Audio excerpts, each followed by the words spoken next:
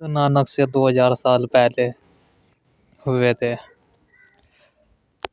स्वाभाविक है कि बुद्ध उस भाषा में बोलेंगे जो उनके समय में जीवित थी, जो लोगों के हृदय में गूंजती थी। कृष्ण और भी पहले हुए और वे भी पुरानी भाषा में बोले जो उनके युग के मनुष्य की समझ में आती थी। मोहम्मद की भाषा और रंग इसलिए अलग है क्योंकि उनकी भूमि, उनकी हवा, उनके लोग सब भिन्न थे। महावीर, जीसस, सब ने अपनी भाषा में सत्य को कहा। भाषा बदलती है पर सत्य नहीं बदलता। भाषा का भेद है, ज्ञानी का नहीं। नानक ने जिस भाषा में कहा वह वही थी जो उनके समय में जीवित थी, लोगों की सांसों में चलती थी। वे कहते हैं कुर्ता करता पुरुष, वही करने वाला, वही सृजनहार। लेकिन यही से मन में प्रश्न उठता है, अगर वह करता है और हम करते हैं तो द्वैत हो गया। और नानक तो आरंभ में ही कह चुके, एक ओमकार। अगर वह एक है तो दो कैसे हुए, करता और करते। यह अचल हमारी भाषा की है। नानक समाधि से लौटे और जो पहला शब्द उनके होठों से निकला वह था एक ओमकार।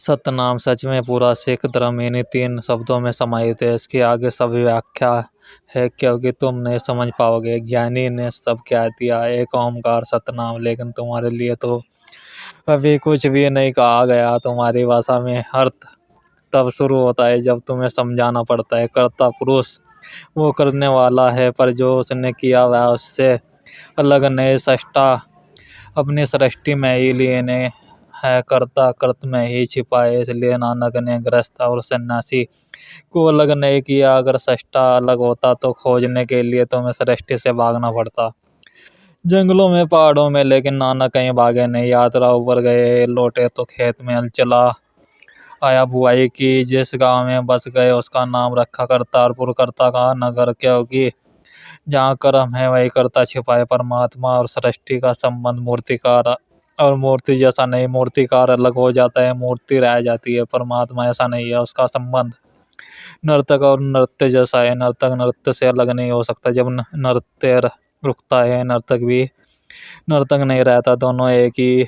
नटराज नृत्य ही उसका स्वरूप है। कभी कर्ता से अलग हो जाता है, मूर्तिकार मूर्ति से, माँ बच्चे से। लेकिन परमात्मा सृष्टि से अलग नहीं होता, वह सृष्टि में ही बहता है। ठीक शब्दों में कहो तो the creator is the creation. और अगर और गहराई में जाओ तो creator is nothing but creativity.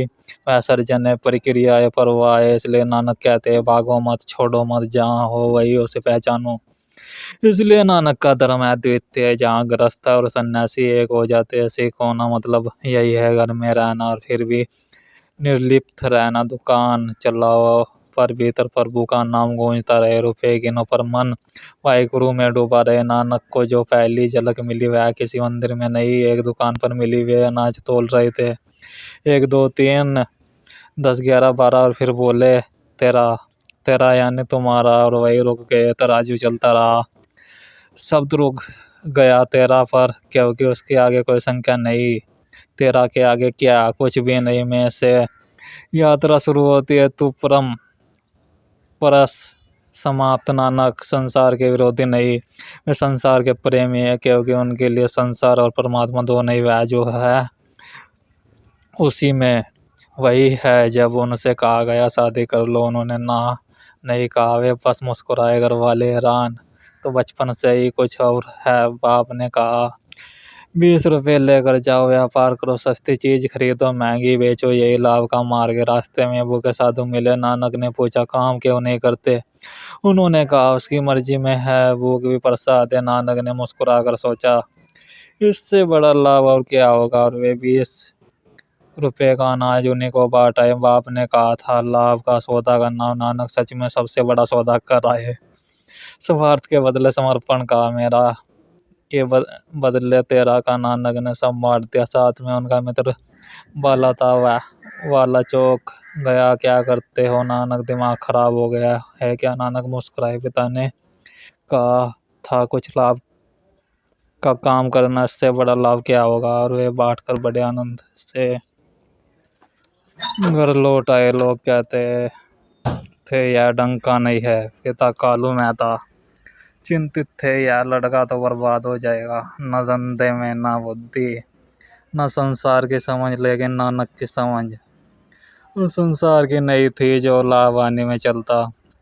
वे तो उस लाभ को जानते थे जो भीतर घटता है, जहाँ देना ही सबसे बड़ा पाना बन जाता है। पिता बोले, मूर्ख ऐसे कोई धंधा करता है? नानक ने कहा, आप नहीं देखते इससे बड़ा लाभ कोई नहीं हो सकता। मैं खाली नहीं लौटा, परम लाभ कमा लाया हूँ। लेकिन यह लाभ ना किसी को दिखाई पड़ा, ना कोई समझ पाया। कालू मेहता को लगा यह साधु संगत में बिगड़ गया है। अब इसे संभालने का एक ही उपाय है, विवाह। लोगों का यह पुराना उपाय है। वे सोचते हैं स्त्री से बांध दो तो आदमी स्थिर हो जाएगा, क्योंकि जो भागता है वो स्त्री से भागता है। तो जिसे रोकना हो उसे स्त्री से जोड़ दो। पर नानक पर यह उपाय भी व्यर्थ गया। उन्होंने कहा, अच्छा विवाह कर लेता हूँ। विवाह हो गया, बच्चे हुए, लेकिन नानक के ढंग में कोई परिवर्तन नहीं आया। वह वैसे ही रहे, स्वतंत्र निर्मल गहरे मौन में। इस व्यक्ति को बिगाड़ने का कोई उपाय नहीं था, क्योंकि जो संसार से भागता ही नहीं उसे संसार भ्रष्ट नहीं कर सकता। जो धन को त्याग कर सन्यासी हुआ उसे धन देकर भ्रष्ट किया जा सकता है।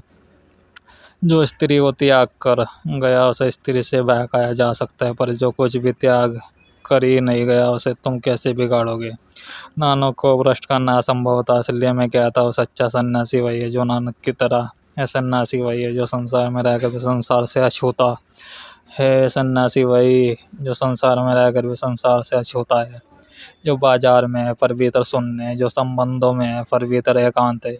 जैसे तुम छू भी लो फिर भी वह शुद्ध ना हो। नानक का परमात्मा कर्ता पुरुष वैसे रहे थे, क्योंकि वह वही है जहाँ दूसरा पश्चिम का दार्शनिक जापाल शास्त्र कहता है, दी अदर इज हेल, दूसरा ही नरक है।